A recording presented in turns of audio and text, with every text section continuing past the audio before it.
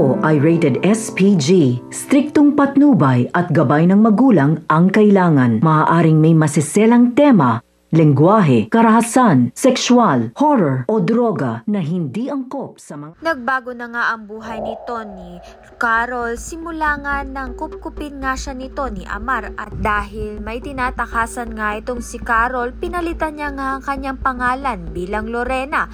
At binigyan nga siya ng trabaho ni Tony Amar bilang kasambahay nga nila.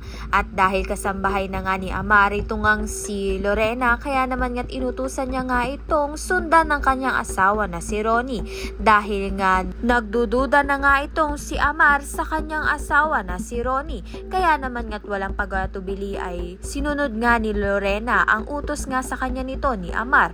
At doon na nga natunton ni Lorena na may ibang kinakasama nga ang asawa nga nito ni Amar. Lingid nga sa kaalaman nito ni Lorena na dito na nga magsisimula ang kalbaryo ng kanyang buhay. Subalit mabuti na nga lang na itong si Amar ay kinakampihan nga itong si Lorena at binigyan pa nga siya ng pabuya na maraming pera upang panimula nga ni Lorena sa kanyang buhay.